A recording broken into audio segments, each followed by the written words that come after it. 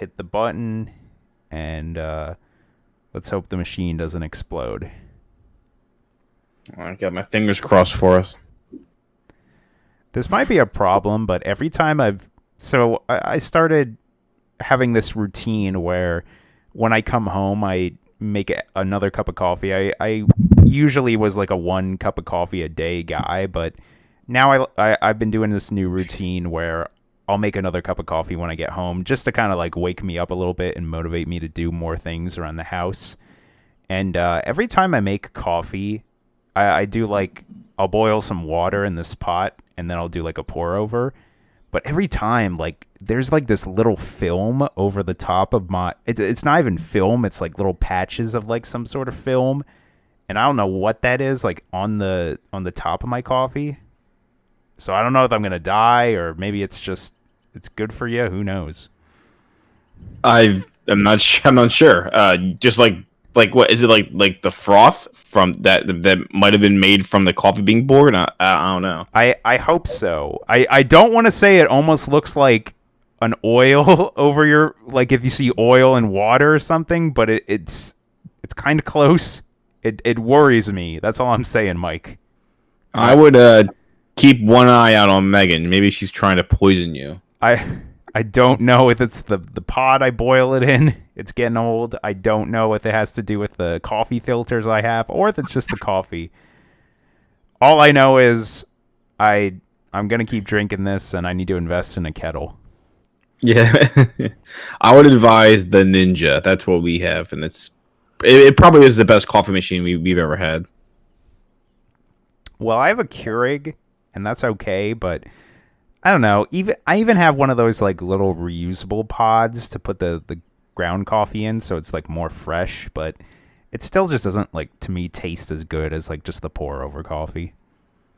I would like to try the Ninja. I especially like those kind of like, because the Ninja can do espresso too, right? I believe so. We haven't tried it yet, or at least I haven't. I'm not sure if Amanda has. But yeah, it can do more than just coffee. It can also do a cold brew. And I was gonna ask you too. Doesn't the Ninja, like, you can actually just put the coffee grounds in there too, right? Like, it's not just like a K cup where you put those little pods in there. Actually, I don't know if it has like the K pod slot in there, but we've been using coffee grounds.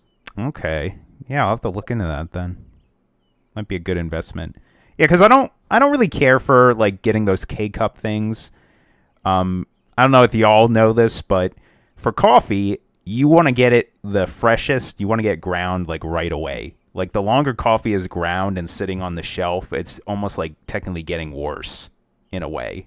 Like, if you go to your local coffee store, or even if you go to like Dunkin' Donuts or Starbucks, you can get coffee beans there and they'll grind them for you. That is what you want to do. If you get it, the little K cups, who knows how long those grounds have been sitting there. Granted, some people are going to be like, oh, well, I can't really taste the difference. But, you know, I'm that prick who's like, I got to have my fresh ground coffee. Got to have the Sumatra blend. Start saying fancy countries. I'll have a grande, please. Extra dust. I'd be so funny if like the first time someone ever went to a Starbucks, like, hi, can I get a large? And like just hearing large triggered the Starbucks person so much that they just like got some dust from under the counter and said, yeah, here's your fresh coffee grounds, and just made coffee with that. So that'd be spiteful. I've mentioned this before, but Megan, my girlfriend, she works at Starbucks, and she has for a few years now. For some reason, the thing that she's told me many stories about, you know, very rude customers and like silly drink requests. There's a lot of people who will literally just go to Starbucks and ask for like any sort of drink from other fast food restaurants. And I don't think they're just doing it as a joke. Like, she said someone came before and asked for the Shamrock Shake. And I'm like, what? Like, is that real? But anyways, what I was going to say, oh gosh, I just lost my train of thought. What was I just going to say? Megan working at Starbucks, weird customers. Was it just the Shamrock Shake? Yeah, it was something about like those kind of. Oh, the thing I got it now. The thing that always was the most like fascinating and odd to me, and this probably isn't that big of a deal to anyone else, but I just think it's odd, is when people come to Starbucks and they ask for like a Coke or like Pepsi. I just wouldn't think that's where you go to get like a soda. I don't understand why people would just assume they have like soda beverages. I guess they're probably just thinking like, okay, like yeah, like you are a coffee place, but hey, I'm here with my friends. They want coffee. I want a soda, and so they probably just assume. If I'm sure that I'm sure it's just them being ignorant, thinking, okay, if you are any establishment that sells food, you must have Pepsi or Coke, and I mean, do they have like a refrigerator with Pepsi and Coke? So they do have like the grab and go thing, which most Starbucks do. Where they'll have like food and snacks as well as drinks, and the drinks are like some of them are like sparkling waters. Some of them are like the little cold brew coffees that Starbucks has that you can get at like gas stations or other convenience stores, whatever. But they don't really have like soda. But I guess maybe it's a case to case basis because I could see some Starbucks having soda in there, but yeah, not like a fountain soda, but just like they have like 16-ounce bottles or something, just like in one of those like fridges. Yeah, right. But I do agree. Ultimately, if you go to a coffee shop and ask for soda, it's like I don't know. It's kind of like going to Taco Bell and ordering a personal pizza or something. They'd be like, "Sir, we don't serve that here," you know. Yeah, the Mexican pizza's been discontinued for like a couple months now. Come on. Oh, I forgot about the Mexican pizza. Never mind. Bad example. I was going to make another example and say, yeah, I'll take the 3-piece fried chicken, but there are some Taco Bells that are like half KFC, so I guess that is a valid order in some places. So I'm just going to stop trying. Yes, I'll take one McPizza. Hey, to be fair, I have tried the what's McDonald's big thing? Not the Whopper. They have the Big Mac. A Big Mac pizza. It was actually pretty good. Wait, what do you mean you've had a Big Mac pizza? I've had one before, yeah. Okay, cool. Cuz I'm glad we're on the same page cuz I actually had one like a year or two ago and it is delicious, but my god, when you are eating that thing and I don't know how your pie was, but ours, the marinara was replaced with the Thousand Island. Granted, there wasn't as much as a marinara with the Thousand Island, but Jesus, man, that is just a lot of calories and fat, and you just feel like a big old pig when you're done with like one slice, honestly. Oh yeah, it was definitely not like. But it's so decadent and indulgent. It's just like, oh yeah, definitely meant for like you and your friends to share. I would never. I mean, I'm sure some people can, but I can't eat a whole one by myself. That reminds me that one of my favorite pizzas from this local pizza place, it's closed now, but it was called the Fat Boy. And this isn't a new concept. I've seen this at other pizza places. But all they did was it would be like a regular cheese pizza, but then they throw like pretty much whatever they can on top of it. So you got cheesesteak meat, you got mozzarella sticks chopped up, you got chicken strips chopped up. I think there was French fries on there. That sounds amazing. They might have put like a little bit of cheese whiz on there too, and I think there might have even been like the peppers you get, like the meatballs, maybe. No meatballs, unfortunately. But yeah, this thing was delicious. Also, all their pizzas were like the size of a umbrella, so you know. Jesus. But I wanted to swerve back to the McPizza. I'm pretty sure they actually that's a real thing for people who don't know. McDonald's did have pizza at one point, and I believe you can actually still get a McPizza. I think somewhere in Florida, of all places, you can get the McPizza, and I would try it. Just saying. But yeah, it's podcast day. Welcome everyone. We're a day late again. Our bad. No, Corey, it's my bad. You're the good son. I'm the bad one. I mean, we could argue that, but hey, what are you gonna do, man? Work got you. It's understandable. You need to get that. You need to get that cheddar. We didn't get the podcast sponsors yet to pay the bills, so we got to do what we got to do. Yeah, I do want to go over what happened because it was just annoying as heck. Oh, by all means. Yeah.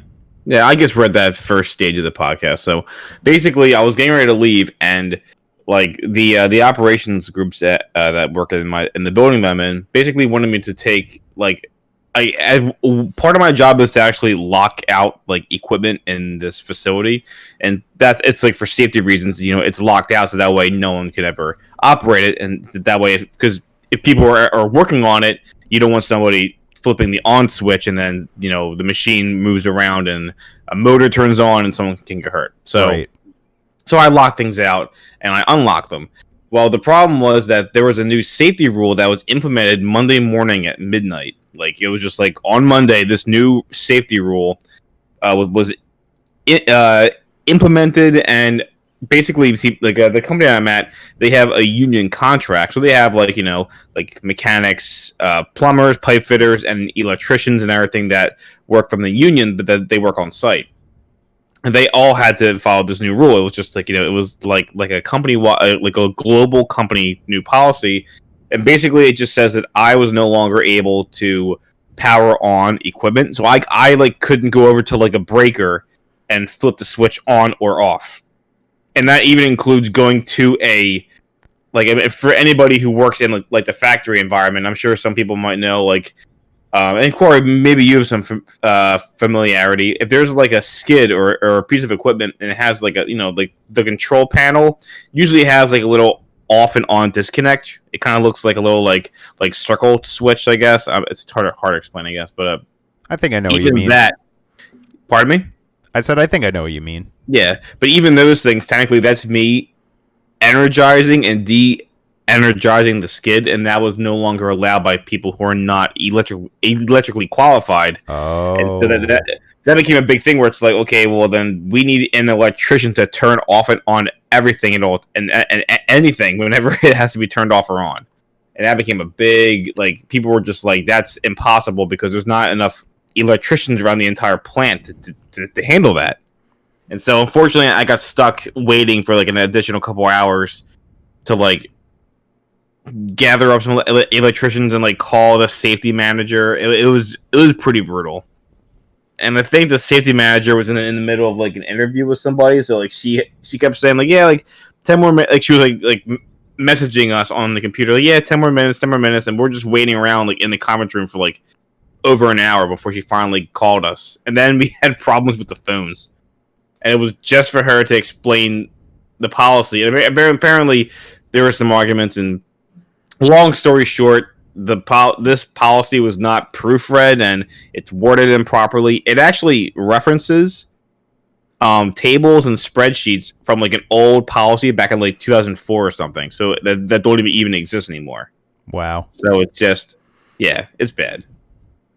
So anywho, all of that nonsense is the reason why I could not record last night, and I apologize for that to you, to not just to you, Corey, but to all of our fans. But thank goodness you're nice and safe. Thank goodness that engineer or technician, whatever, had to come all the way to flip a switch, so you guys were safe. Yep. I only lost one finger, but hey, 9 out of 10 is pretty good with me. And 4 hours of your day. Yeah, and 4 hours of my day. I mean, I don't really got much to talk about. I didn't really do too much. I had to work this past weekend, and for the foreseeable future, it might be looking that way, which kind of no. Yeah, which kind of bums me out. I don't know. I'm gonna figure out what I'm gonna do about that. Might consider looking into maybe getting another job. I don't know.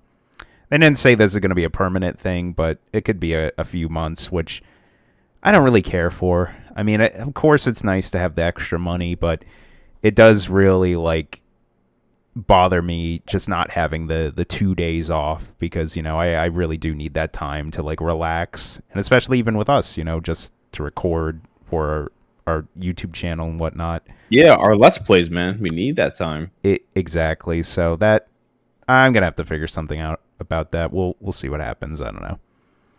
But yeah, other than that, nothing really happened. It snowed up here randomly. It snowed again? Oh no. Yeah, we had good old Pennsylvania. We had our period of like 70-degree weather, and then the following week it was snowing, and it literally hailed yesterday. And I was like, oh my God, it's hailing.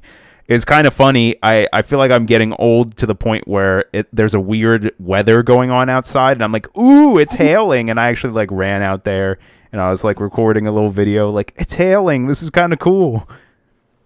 The hail were like the size of like Skittles. I'm like, okay. Thankfully, nothing's going to get damaged. Because I don't know. I never experienced like really big hail, except the one time when I was living up in Reading. Yeah. Like, and it was like golf ball sized hail. That was like the worst I've ever seen. Yeah, that was a weird phenomenon. Literally everyone in our county had like dented cars. Like everyone's car just got hit, unfortunately. Yeah, that was bad. Yeah. But yeah, with that being said, hello everyone and welcome to the Level With Me podcast. Episode 87. I am one of your hosts, Game Bro Corey. How you doing, folks? And I'm joined once again by my co-host Mike, aka the Collector's Vault. How you doing, Mike? I'm doing pretty good, Corey. Hello, everybody. Welcome back to Level With Me. Let's talk about some, the games that are played on TVs and your handhelds and your phones and stuff like that. Let's talk about video games. Let's talk about video games. Video games. You and me on the couch playing video games. It's the best I got, guys. What are you going to do? Go listen to Joe Rogan? He's not going to sing and do parodies. He's just going to be like, tell me more about MMA or whatever he talks about. I don't know. Yeah. He doesn't have amazing voices like us. Like, come on, Vamonos. Everybody, let's go. Oh, wait, no, that's don't make me do the Marge voice again. No, please do the Marge voice. maybe at the end of the podcast if you're a good boy. Oh, okay. I'll behave. But yeah, so we have a great show planned for you folks. Speaking of being a good boy, hey, Toys R Us is coming back again. Isn't that fun? Toys R Us is looking to mount another comeback.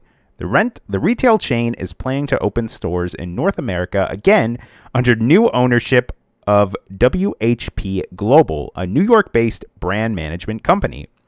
WHP announced Monday in a press release that it has acquired a controlling interest in True Kids, the parent company of Toys R Us, Babies R Us, and Jeffrey the Giraffe brands.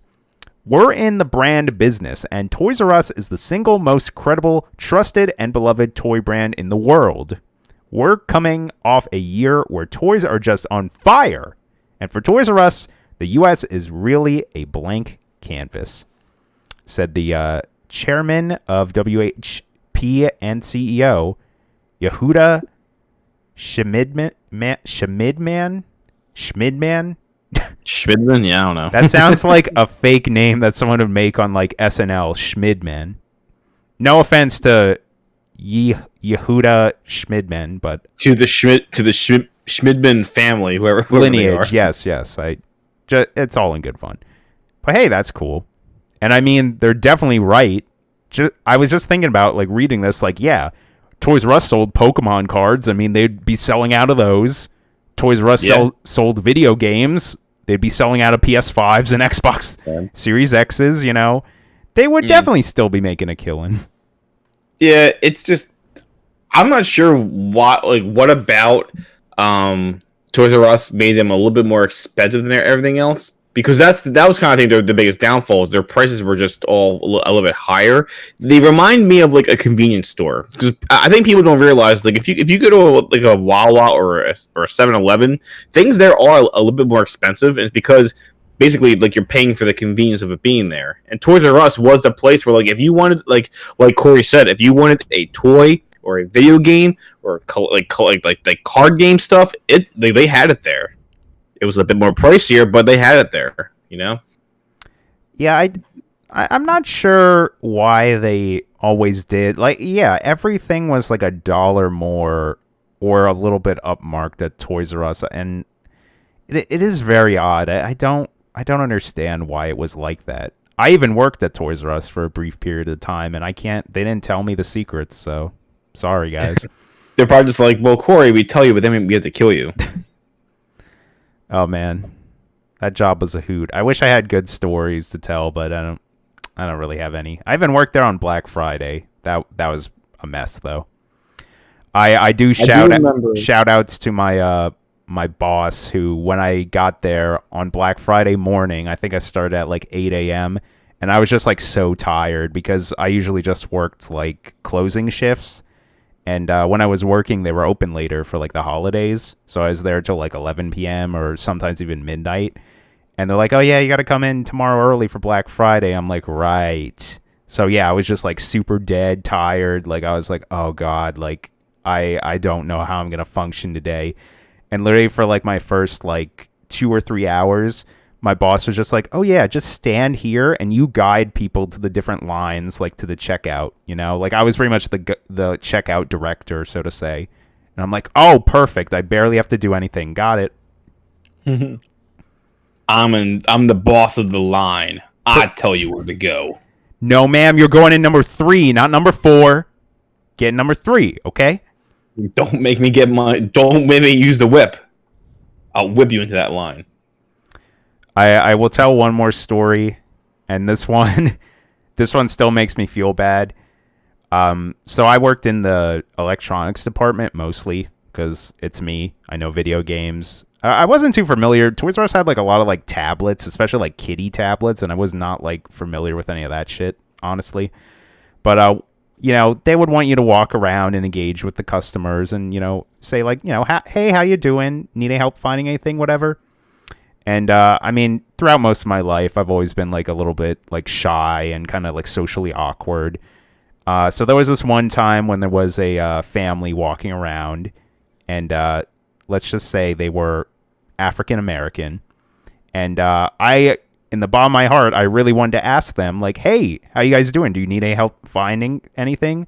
But I was just like so timid and nervous that like it was really hard for me to muster up the courage to say something. And I do remember the grandma said a comment that she thought I was maybe being not okay. The R word, you know. Rabid? She thought you had rabies? Close enough, yeah.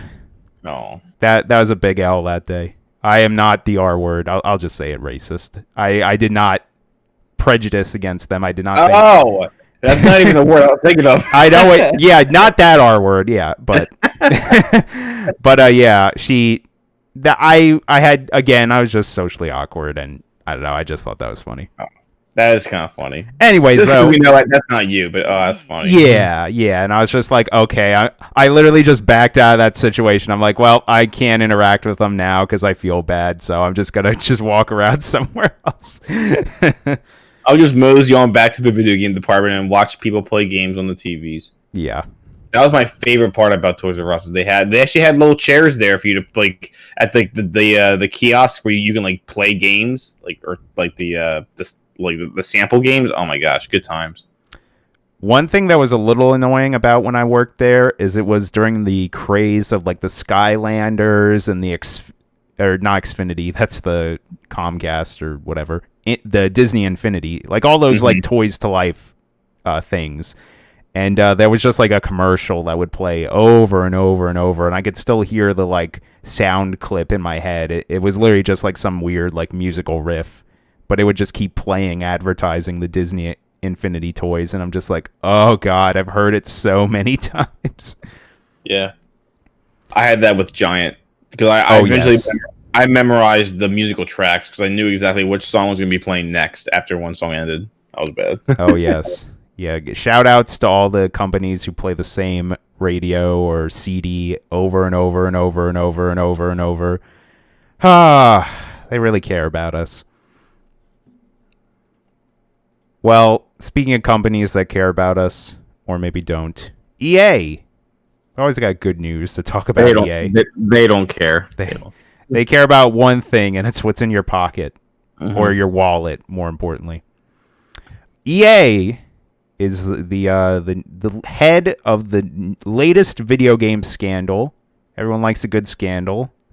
So we're going to talk about this. I'm honestly not too familiar with this, so bear with me if I kind of as I read through the article and I kind of figure out what's going on here. I kind of just read this, skimmed this a little bit, but I'm not too familiar with this. EA disables FIFA discretionary content granting indefinitely amidst EA Gate scandal. So what I believe this is about is this has to do with like in FIFA and Madden. Well, actually, I don't know if Madden has this. Let's just stick with FIFA. There actually are like basically like virtual like card packs you can get, and they give you like different characters, and I think you can actually use the characters when you play FIFA, and all the characters have like different stats. I'm going to assume that's what the scandal is about, maybe something with that kind of stuff, but let's read about it and let's see what's going on here.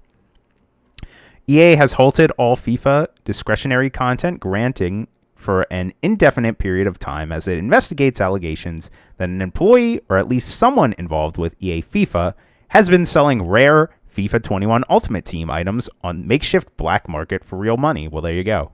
That's what we got going on here. EA gave an update on the scandal, which the community has dubbed EA Gate, and explained how it has launched a rigorous investigation on how this could have happened and how it is narrowing down which accounts received content through this illicit method. The company has also made clear that any accounts that have received items that were transferred nefariously will be permanently banned. It's kind of funny reading about this. I was pretty much on the nose with what's going on here. This makes me think, I think it was a few years ago, there was like a documentary that came out about how like, are you familiar with the McDonald's Monopoly thing they do every like few months? Oh yeah, I remember that. Well, apparently that was also like the same kind of thing happened there, where like they're supposed to send like the different pieces to the stores, like a certain amount of them, whether they be like the blue piece that you win like the $1 million or whatever, or pretty much just like the quote unquote rare pieces to actually complete the set. Because if any of you guys have ever played the McDonald's Monopoly game, basically every meal that you would get like little pieces that you rip off. Some would give you like, a free like small fry or a free like small drink. But then other times it would be like, you get like Park Place, or you get like, a railroad or something. And everyone I knew always was just missing like one piece. And basically that was just the things that this one guy was kind of like hoarding. And I believe he almost just like kept them himself and just claimed, I don't know how he did it necessarily, but I think there's like a documentary about it. But my point I'm trying to make here is that was all like a scam too. Like the guy who was supposed to distribute the like rare pieces ended up just like holding on to them, or he gave them to like someone he knew and they kind of like split the winnings. I feel like that's just what is pretty much going on here. Like the quote unquote rare money cards, like that guy's just handing them out. Yeah, I think it's also just like, this is, I think, just more like loot box stuff, or like, okay, like, that's what these like card packs are, like the virtual card packs in this, where you spend money and and there's a chance you'll get like these certain players or items, or I know some things even have like skins and other like little like cosmetic stuff, which I feel they should just charge you for, as opposed to doing like the loot box system. Because I know like I do Pokemon and Yu-Gi-Oh. That's all it is. Basically, a card pack is a loot box system. It originated back then, but when it comes to something like this, everything's electronic. Yeah, somebody in the company could easily just hack the system and then just sell the content, virtually, or obviously, on the black market, which is not allowed. And that's pretty funny. Now, obviously, I think it sounds like this whole like EA Gate thing is ultimate team items. It sounds like there might be like more than just getting things that you want to play better, because obviously like the McDonald's thing, that was to get actual money. That was like, you could win like $1 million if you have these pieces. So I wonder, and I'm not too familiar, so to any of our listeners who play FIFA, what is this ultimate team item thing? Like, are they for competing in FIFA like competitively, or is it just like, are they cosmetic items? Like, what are they? I mean, like, someone could probably comment down below and let us know, because that might obviously explain the seriousness of this. Like, so that way it's not just them selling things on the black market as opposed to doing the whole loot box thing, but maybe it's like affecting FIFA from like another angle. I don't know. The IGN article here kind of goes a little bit more into talking about like this kind of stuff. It says here, for those of you who are unfamiliar with content grading, it is a process in which certain in-game items are directly distributed to a specific account. In FIFA, these items can be a player, a kit, or a consumable. The three most prevalent ways content grading occurs is through worldwide customer experience, testing and QV, and discretionary content granting, athletes, partners, employees. A worldwide customer experience granting is for when a player accidentally deletes content goes missing due to a technical glitch, or a mistake was made by EA and a player is given to them as a make good. Testing and QV is for when content is graded for testing and quality verification. This usually occurs on dedicated test servers and isn't seen by the global player base, but sometimes these tests must occur in the live environment to ensure all is working as it should be. Discretionary content grading is for when EA wants to, quote, recognize contributions that have been made by certain pro footballers, celebrity partners, or even are EA's own employees. These items are always non-tradable and can only be used by the account to which it was given. These items only account for 0.0006% of total player items in FIFA 21's ecosystem and have no impact on the odds of any account receiving specific player or item through normal means. I'm not gonna lie, that didn't really help me understand anything because I'm right there with you, Mike. I literally don't think I've ever looked at like a Madden or a FIFA in my life because I'm not a big sports guy. So yeah, I kind of don't really know a lot about this. I do think they are pretty much though like loot boxes. Like yeah, I think these like player cards come with those either a player or where was it here? A player, a kit, or a consumable. I don't think it's literally just a collectible. I think it is almost like a game altering thing. But I think we should pivot from this because we don't really know a lot about it. Let's talk about some stuff that we probably know more about. I love that kind of stuff. All right, so that was the only scandal. From here on out, it's going to be all good news, all positive vibes. Speaking of positive vibes, Michelangelo, he's a party dude. New TMNT game, Shredder's Revenge, announced for PC and consoles.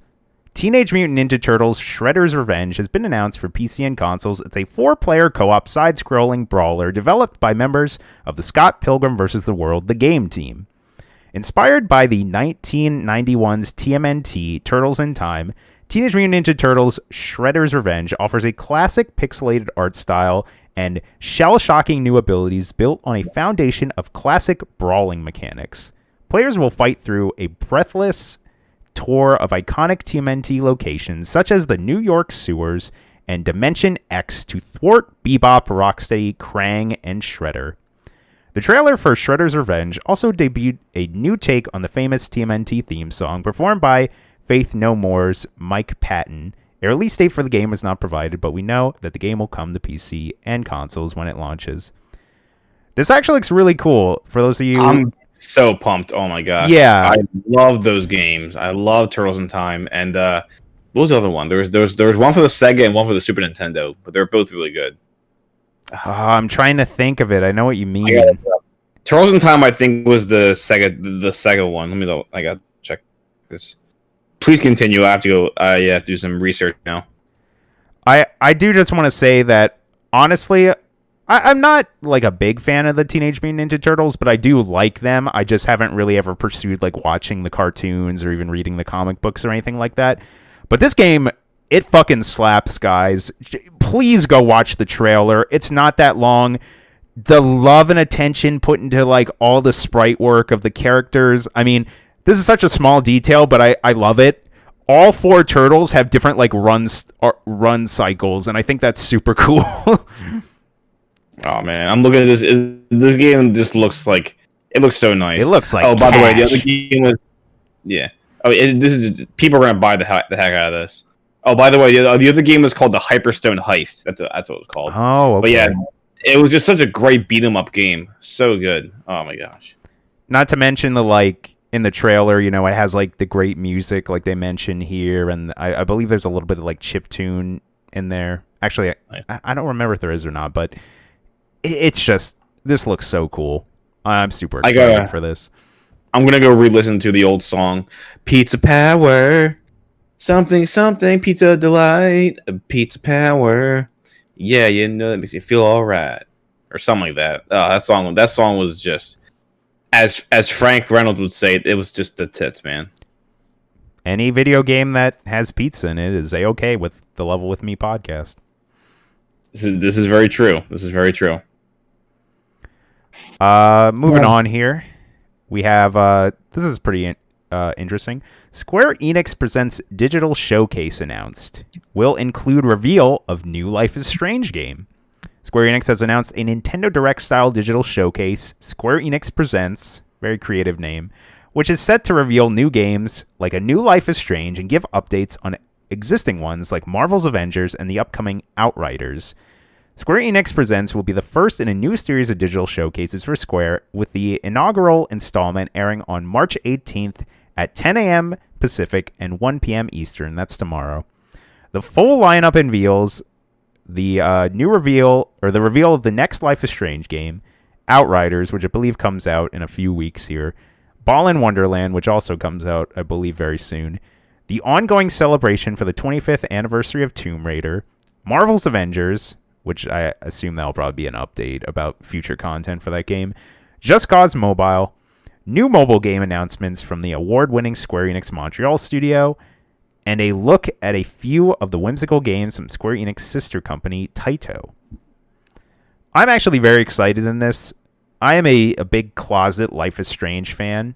I think those games are fantastic, and I am very, very excited to see the next installment of those games. Me and Megan really love playing through those games, sitting next to each other, talking about what's going on, reacting to the moments. It's just, they're very, very good storytelling games, kind of like the Telltale style.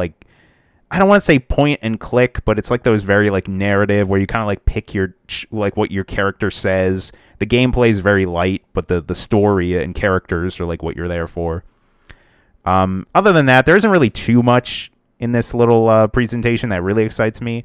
I am curious about that game Outriders. I heard the demo was very fun, and I might end up getting that.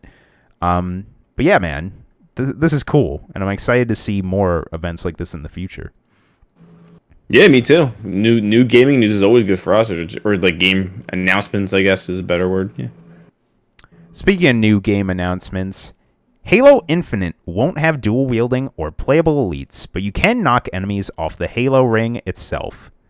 So there was a big developer update on Halo Infinite. I think every week or maybe every month or so, 343 will put up basically a little hey, this is what we're doing with Halo Infinite. This is our progress we're getting.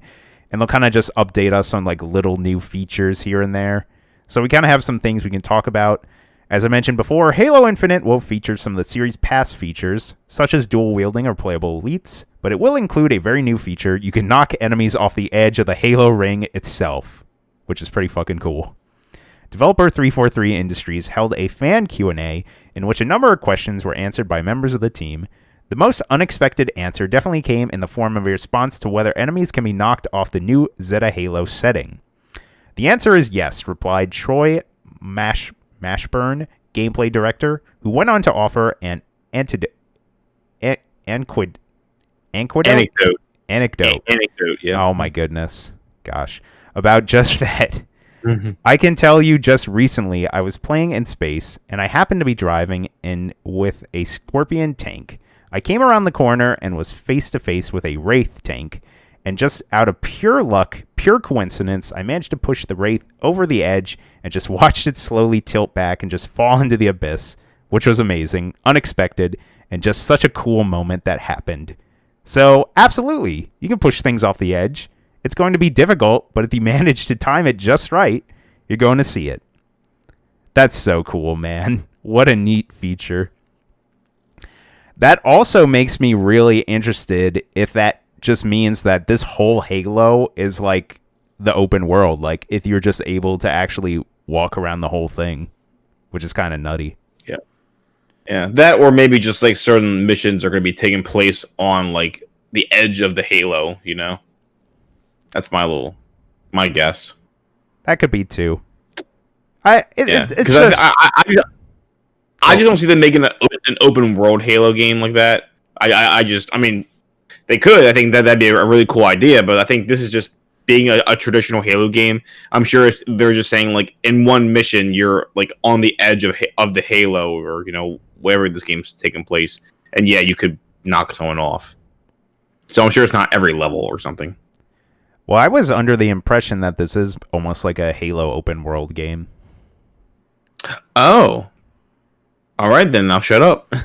But I mean, I don't really know. I'm just going off of what they showed, I believe, like a year ago, and it kind of looked like that. Like there was just like I think Master Chief like pulled up a map, and there were just little markers that he could like go to and explore. But I mean, I don't really think they really discussed it, so I don't really know. It seemed like it was open world, but I'm not 100% sure either, I guess. Yeah. Continuing here, though, there were some other like neat little features they talked about.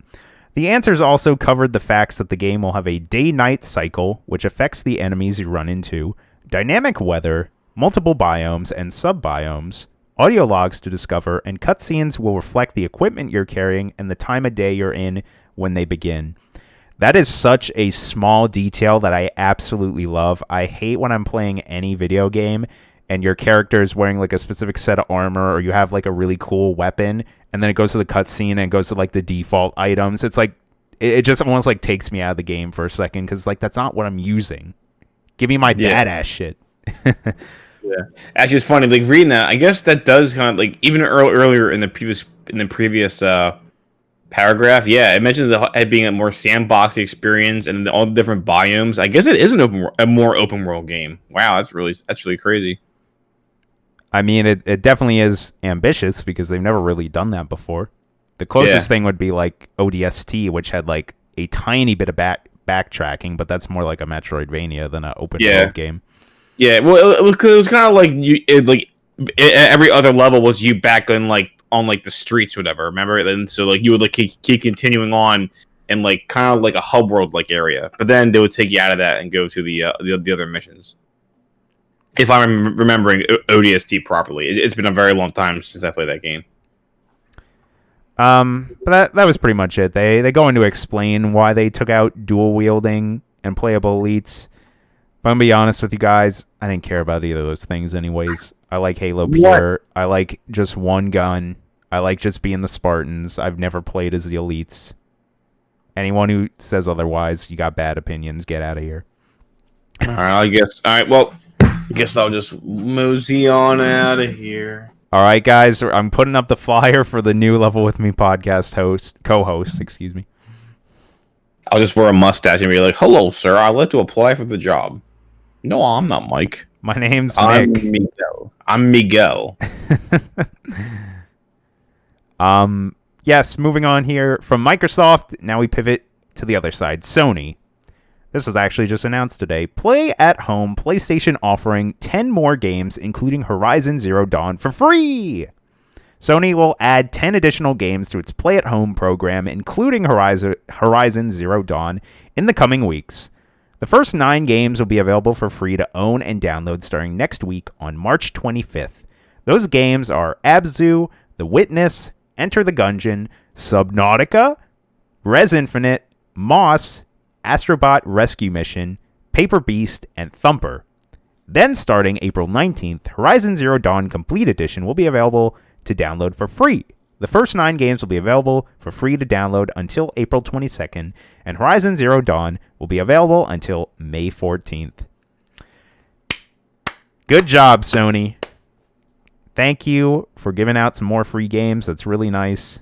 Again, I assume they're just doing this as like a nice gesture for people who are like, have to almost like quarantine or stay at home longer.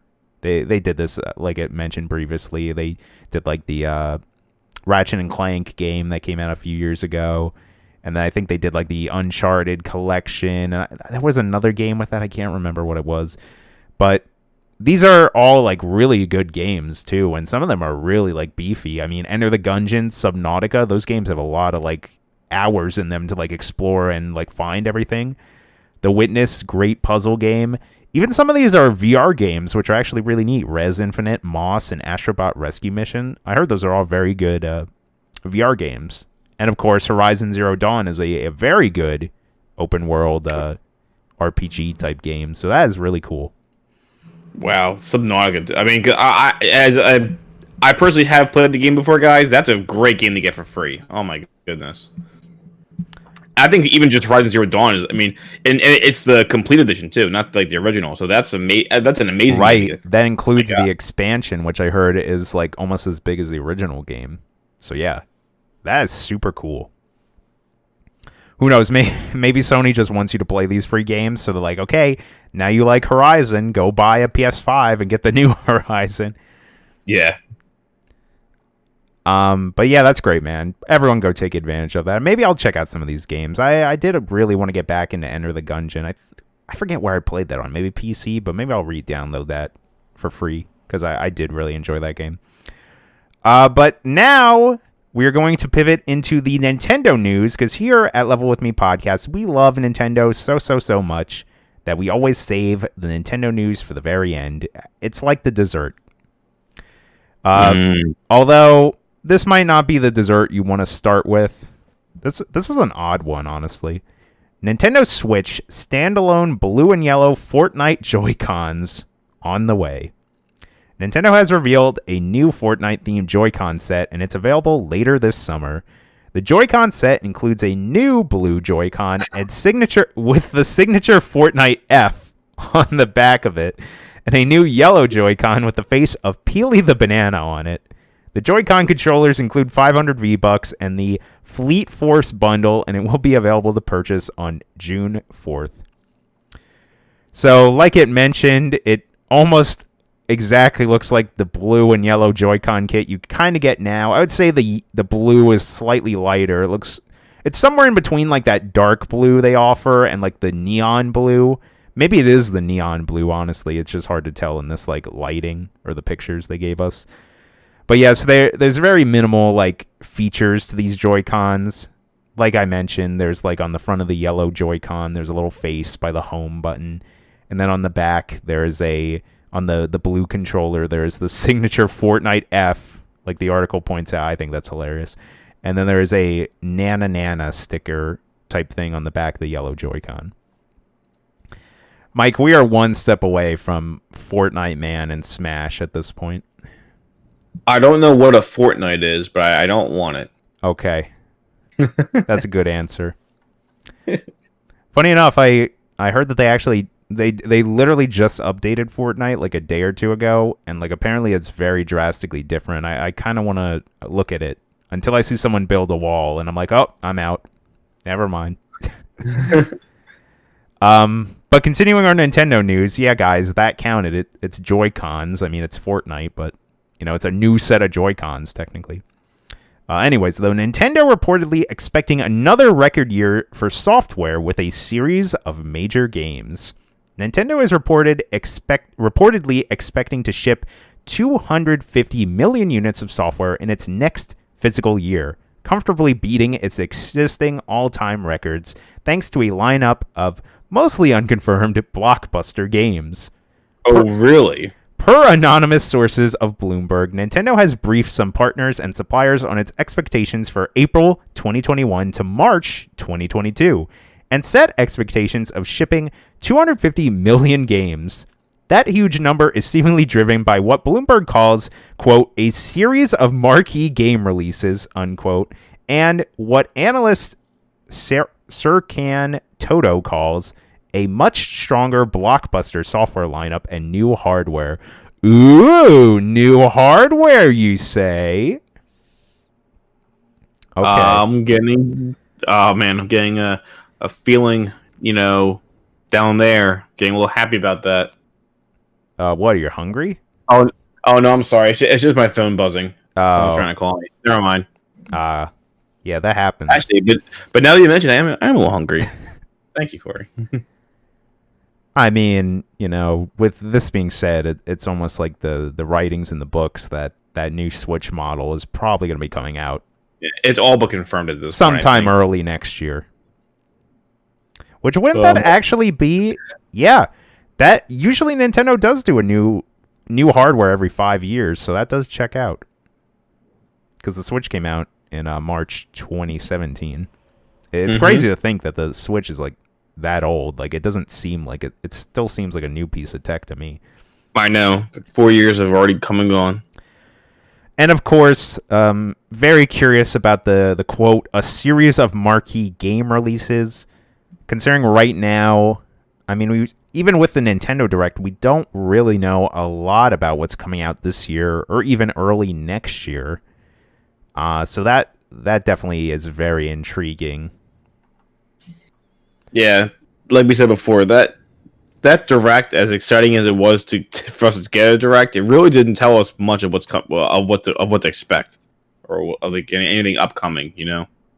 I mean, Nintendo did say they're mostly focusing on the beginning of this year, even though they put like an announcement for Splatoon 3, which doesn't come out till next year. They showed off that Triangle strategy game, which also doesn't come out till next year. It was like a mixed messaging, but yeah, I guess they could have some like things up their sleeve.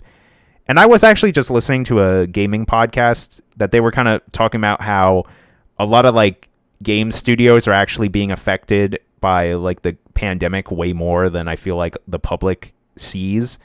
Like, they were kind of explaining how, there's a lot of games that were coming out during the pandemic. Well, a lot of those games were like almost already ready to come out. But from what I understand, like the next few years and months might like struggle with the releases because of the development times. And it's apparently especially bad in Japan with like their restrictions and some people's housing situations. They don't actually have enough room to have like in-game like or in-house studios or workspaces, offices, whatever you want to call it. So I don't know if that's going to hinder any of these announcements. I mean, I personally think Nintendo definitely has been hindered by the pandemic. We do have to remember that this year is the 35th anniversary of The Legend of Zelda as well as Metroid. I definitely think they are going to do some sort of anniversary style thing with both of those games, like Mario. But we'll have to wait and see. I mean, I hope, but Federation Force 2. It's a battle royale. Hundreds bounty hunters drop onto planet Zebes. To be fair, if they were to do something like that, like the DS game Metro Prime Hunters, if they were to do something like that for the Switch, I think that'd be pretty successful. That does seem pretty cool. Yeah, but I don't want that for the anniversary. Is all I'm saying. I mean, I would think if they do this, they got to do the Prime Trilogy HD. That's all they have to do, because they're going to sell Prime 4 one day. It is going to come out at some point. Or maybe we'd even get that thing that happened a few months ago at this point where they were kind of showing off the Samus Returns game on Switch, and people are like, ooh, does this mean we're getting a port of that on the Switch? Which I could also see happening, but, I guess we'll wait and see. A man can dream. And there's a lot of other secrets going on in Nintendo. Hopefully we get more new like IPs that we haven't seen in a while, but we could speculate all day about what we want Nintendo to make. Last but not least in our Nintendo news stories, Zelda Breath of the Wild becomes a first-person game in newly discovered glitch. This is pretty interesting. Modders have already created some first-person camera for Breath of the Wild, but one person has managed to figure out a glitch that should, in theory, let anyone look at Hyrule from a totally different perspective. As reported by Kotaku, Twitter user A.XK managed to discover a specific button input that would trigger the camera to clip down to a roughly first-person view. And there is a clip on here where it precisely looks like that. It looks like you're basically Link, and he's fighting a Lionel in first person. and he gets a like parry and then kind of does like an attack or two, and it does look really cool in first person. It almost reminds me a little bit of Skyrim, minus you don't see like the weapons on your HUD, because it's basically putting the camera in Link, but you're not getting like the a proper first person view of like your weapons, so to say. But yeah, this looks really neat. Honestly, there isn't a lot in the story besides that. You can so you can go to A.XK's YouTube channel, and I think maybe there he can help you. Oh wait, it's right here. I'm stupid. You want to try this glitch for yourself to get the first person? So all you need to do is new item hold glitch. So you press down and camera, and down and item hold, and down and item hold cancel. Like I said, maybe you just want to go watch his YouTube video, or maybe give it a Google and you can figure out how to do it yourself. But I don't know. I think that's pretty cool. That seems like an interesting idea. What if they made a Legend of Zelda game in first person? VR. Legend of Zelda. Nailed it. I'd not have a stroke there. I was trying to make a funny joke. Okay, well, Mike's got nothing to say here. We're just going to move on. That's it for gosh, I'm sorry. My microphone was off. My microphone was off. Sorry. You missed out on all these good jokes. No! I'm so mad. Good jokes. All right, well, there are jokes there are jokes at the very least. Maybe they were bad, so now our fans won't hear them, and that's probably a good thing. Well, before we move on, did you want to, reiterate what you were saying, or was it all just joking stuff? No, I forget it all. I was kind of just saying like how cool I thought it was, and you can just have a little bit of fun playing this, like in first person. Yeah, you can really go look at Zelda, Yeah, I wonder if wink. What? Wow. What's that dude? Who everyone loves? Oh, I'm blanking on his name. Tingle? Not Tingle. The fish guy who's in the Zora domain. I forget his name. Like the prince. He's like buff. Soden or yeah. Everyone loves him. Yeah. Now you can go look at his muscles in first person. And his winky smile. His fish muscles. His fish abs. Yeah. I love that guy. He's basically an anime character. Yeah, he's just like a superhero that, all the Zoro girls are like, oh my god, it's... I forget his name. I want to say it's like Soden or... I think you're right. Yeah. Yeah, I love... Oh my god, he's so fishy! My favorite Soden is Dr. Pepper. Thank you. Well, that being said... Oh, gosh. Remember, we said jokes, not good jokes. But with that being said, that's going to wrap up our first segment of the news. Now we're going to move into our second segment, where we are going to be talking about what we've been watching and playing over the past week. Do you mind if I go first, Mike? Go right ahead. Okay. So, as for what I've been watching, I really haven't been watching too much new stuff. But one thing that I've been watching, which is pretty interesting, is 2-sentence horror stories. So I actually watched the first season of this. I forget when it came out. I think it was in like 2019. And I believe that this was initially a Netflix-made series, and I believe it was exclusively on Netflix, obviously. And this second season, from what I understand, was made by the CW. And you can definitely tell that as each episode has the cuts for commercial breaks, which is kind of annoying. But I want to say that I've been watching this with Megan, and we're probably about like 5 or 6 episodes in, which is like halfway through. I mean, that was kind of nice that they like doubled the episodes, because I think the first season's only like 6 episodes. But unfortunately, it is definitely a quantity over quality here. This second season is not that great. There are definitely a lot of episodes that kind of have me questioning the ending. And quite frankly, a lot of them aren't even that creepy, in my opinion. I don't know if it was it had anything to do with that they're on like TV, if they have to like limit themselves a little bit. But I don't know. Like I'm a little mixed on this second season. Like I said, I haven't seen every episode, but some of them have been like pretty good for what these are. They're basically like little anthology, like short stories. Basically, the episode will start and you'll get like the first half of the 2 sentences, and then by the end of the episode, you get the second half, and it kind of tells like a little story. But like I said, half of the episodes have been like, yeah, this is pretty good, and then the other halves have been like, oh boy, this is real bad. Like I don't even know if I want to watch this anymore. So that's unfortunate. yeah, that's a little unfortunate. I'm gonna continue to watch it though, because it's entertaining for what it is, but yeah, it's just a little disappointing that it's not the best. But that's really all I've been watching. As terms of what I've been playing, me and Megan have actually been playing a little bit of Mario Kart 8 Deluxe on that there Switch. Ooh. And I have been very happy. For those of you who don't know this, I feel like I have shown a lot of my friends Mario Kart 8 and Mario Kart 8 Deluxe, and they were like always very unimpressed by it or even didn't like it.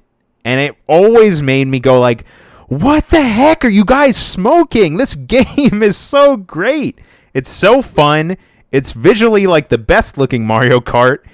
There's so many characters. There's so many courses. You can customize your kart. There's bikes. There's like ATVs. Like this game has like everything, man. And did they mention what they don't like about it? Honestly, this is the weird part. A lot of times when I would play this game with my friends, and even Megan said this initially when I played before with her, they really didn't like the zero gravity thing that they implemented in Mario Kart 8, which I told them. I don't need. Which, yeah, I agree. I told them, like, it's not really, like, it doesn't even really affect the gameplay. Like, it's a tiny altering mechanic. I was like, is it just something with the perspective changing that you don't necessarily like? Because it kind of, if you're like looking at the course and you kind of look at the background, it can kind of make you a little disoriented, but not really that. I don't know. That was the thing that always made my friends and Megan always be like, I don't really care for this game. But then a few nights ago, me and Megan were just talking about this game, and I'm like, Mario Kart 8 Deluxe is so much fun, because I bought it like a year or two ago on the Switch, because I think I got it on sale. It was like only $30, and I'm like, well, I'm going to pick Mario Kart 8 Deluxe up if it's like half off or whatever, even though I honestly don't really play it that much, because I played a lot of Mario Kart 8 originally on the Wii U. So I just kind of wanted to have it and be like, oh, well, now I have this party game, whenever I want to play with my friends. Plus, it was fun for a little bit of my time playing it like handheld on the Switch. It's a very well-made game. Like I get why they haven't made a proper Mario Kart 9 yet, because Mario Kart 8 Deluxe is still like super good. Like it's incredible. Yeah, it still sells too. That's the funny part. Yeah, it still sells. But yeah, with everything being said, we were talking about it, and I'm like, come on, like, don't you want to? Let's just play it. Let's just give it another try. And she's like, yeah, you know what? Okay, let's play it. And she actually started digging it now. Like we actually are enjoying playing it together. And I'm like, yeah, I'm super happy. It's a lot of fun. And, we've just been going through, like, the different, like, circuits on there. Like, we'll just play one, like, the Lightning Cup, or we'll do, like, the Shell Cup or whatever. And we'll play on, like, 100cc, because I didn't want to jump her right into 150cc, because she's played Mario Kart before, but she's definitely not, like, really, really good at it. I mean, I'm honestly not even that good either. We played 150cc, like, the other night, and I got, like, I did not do well. But yeah, we're having a good time just going through there.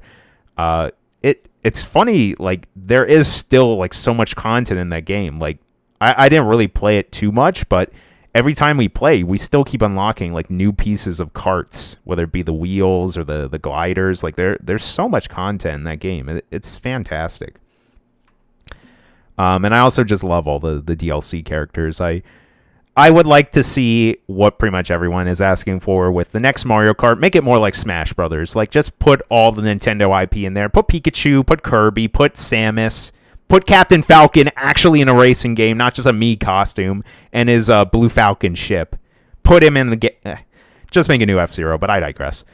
Mario Kart 8 Deluxe. Hell of a game. Still a lot of fun. Surprising to no one. Speaking of Nintendo games, I'm also still playing that there Super Smash Bros. Ultimate. I actually got to play a little bit locally with one of my friends. He asked me last week. He's like, "Hey, yo, is it okay if I come over and we play some Smash?" And I'm like, "Oh yeah, absolutely." The difference between me and him is that he has actually competed in a lot of tournaments and won tournaments, where I've just competed in tournaments and not done too great. So it was fun playing him, but he was wrecking me for most of the games. But we still had fun playing together. And obviously it's good to play like a skilled player like that, because naturally you're going to improve as you play someone who's better than you, and they're also going to help you improve. Like, he was telling me some things that, like, oh, I should be doing this, or I can like punish this move or whatnot. So that was a lot of fun. I really enjoyed that.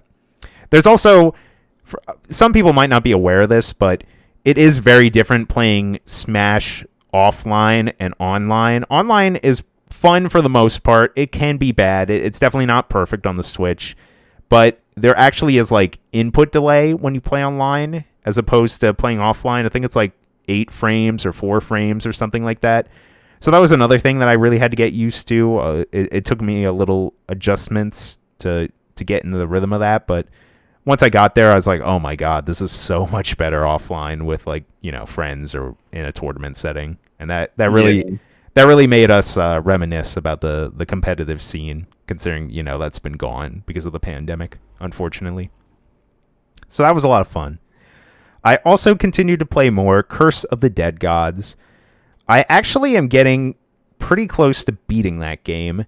So I think I mentioned last week, it's like a roguelike game where like you're essentially going up like different levels of this like temple, and basically there are like 3 levels, and then there's the top of this like pyramid thing where that's like your final area with your final boss. And I need to kill 2 more of these like bosses on the 3rd level before I can unlock the final area. So that's kind of what I'm working on there, but that game's still like so much fun. I enjoy the combat. It's super great. There are like a ton of weapons in that game to unlock. There's a ton of different things to upgrade and power yourself up at. The level, pretty much I still have just praise for that game. I don't really have too much more to add to it, but it's just been so much fun, like continuing to play that game. I really, really dig it. And last but not least here, I want to talk about a new game I started playing. It's called Hellpoint. This came out, I think this honestly might have came out last year, but it just recently came out like as a physical box. So I was like, oh, I'm a collector nerd. I want to pick that up. And for those of you who don't know what this is, Hellpoint is a Dark Souls-like game. It is set in this like very dark fantasy sci-fi universe. Basically, you are kind of like created out of these like nano machines, or like this like some sort of like synthetic material. And what it appears is that like this AI or like computer system almost like created you to pretty much purge all these I think they're called like elder gods or like space gods or something like that on this this like sci-fi futuristic like satellite or mining station. I forget what it's called. It's giving me a little bit of Alien vibes. And that was one of the things that definitely turned me on to this game. I mean, first of all, I love like Dark Souls-like games, so that's one. And then 2 was the aesthetic of this game, which is this very dark sci-fi look. It reminds me a lot of like the Matrix outside of the actual Matrix, like where all the robots are. Some areas remind me like the inside of like the Death Star with like all metal walls with like a little bit of light and neon here. It's a very unique style, especially for a Dark Souls type game. You really don't see a lot of this like future aesthetic, especially this very, very dark future. Literally, your character that you play as, your whole body is like a robot or like cyborg, except for like your head. And, it's like a big open world game. Like you explore the different areas, and you're pretty much going around this big like mining facility or whatever this station is called. And, you fight your enemies, you find your checkpoints, you beat your bosses that are like somewhat challenging. And it's pretty much got all the checks of like a Dark Souls game. Like, yep, it's doing this, it's doing that. I'm gonna be honest with you guys. This game is like, it's definitely not a like triple A game. It's more of like a B or C game. It's definitely not like that optimized well on the PS4. A lot of the like text boxes are actually like kind of small, and I'm playing this game on like my monitors, which are only like 3 feet away from my head, maybe less. And like it's still hard for me to like, sometimes I gotta like look down and like actually read like the name of the boss I'm fighting, or like what kind of items I have. Like it's surprising how small like a lot of the user interface stuff is. The game itself is also like very clunky. There are times when I'm like, you know, you can lock onto an enemy and you kind of like walk up to them, and when you like swing your weapon at them, sometimes like your weapon won't even connect. And it's actually very frustrating, especially in a Dark Souls type game where you can like easily take a lot of health and die, where like literally your swings aren't even registering, and I don't know what's causing that. Some areas the frame rate starts to chug and goes to like, I would say in the teens or the tens. That I feel like I got a handful of bad things to say about this game. Unfortunately, I'm trying to think of other things.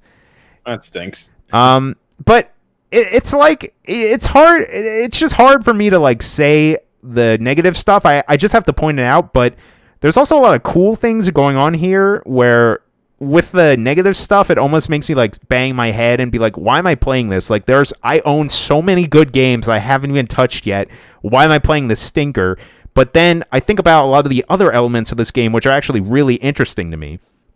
So one thing that's really cool about the combat is it's actually almost going for more of a Bloodborne vibe, where it's like a little bit like fast, and depending on what direction you dodge in, there are like different variants of the attacks you can do, like a dodge back, and you can do like a backslash, like as you're dodging backwards. As you dodge forward, you get more of like a little forward slash. The game has like a dedicated like jump and run button, which is like interesting for a Dark Souls game. I will say there is some platforming elements which get a little clunky. I definitely have died like trying to like jump through some obstacles that were a little frustrating. They have like a lot of cool like elements in the game too. Like there are actually like guns. Like I got a rail gun, which I thought was really interesting, although I can't use it right now because apparently I don't have enough intelligence or whatever I need to operate a firearm. Speaking of that kind of stuff, so if any of you have ever played a Dark Souls game, it is always very complicated to understand what all the stats do, because there's like 8 or 9 different things that you can upgrade as you level up. Something about this game makes it even way more complicated, and I'm used to that complicated stat grinding, but like I look at the different stats I have here, and then I go to like my weapons or my pieces of armor, and I can't really tell like what I need to use certain things. Basically, if I just see a weapon and it's kind of like they'll have it be like red if you can't use it, and then if you can use it, it's like shaded in. So all I know is like, okay, I'll equip the things that I can use right now, and the red stuff I won't use. And there's like a lot of things in this game that you would think that they would have, because it's very much going for a Dark Souls type clone, but that aren't in there. Again, though, there's a lot of interesting things going on too. Like they have like an equivalent of like a ring. I forget what it's called. It's like there's like a neuro enhancement, and then there's like a mind enhancement, which are basically like your equipment pieces. Like I said, the style of all the weapons and equipment are really cool. Like this very like dark sci-fi aesthetic, like what my character has right now, almost reminds me of something like someone would wear in the Matrix, or it's basically like this very sleek like black armor. It almost reminds me of the armor from Wolfenstein that the like BJ Blazkowicz wears. And I think the environments are pretty interesting. It seems like it has like a good like connected world where you can go to like all different parts and lead you all like back around. It almost seems like the structure is kind of like a circle, this like station you're on. So that's kind of neat. And I just feel like it's weird because I played a lot of this game, but there's still like a lot that I don't really understand that well. I feel like they're not doing a great job explaining a lot of the things in the game. So it's hard for me to recommend this game. I don't think it's a fantastic game, and like I said, like the poor optimization is really unfortunate considering this. At this point on the PS4, this game honestly doesn't look like that fantastic. Like it just baffles me that it doesn't run smoothly.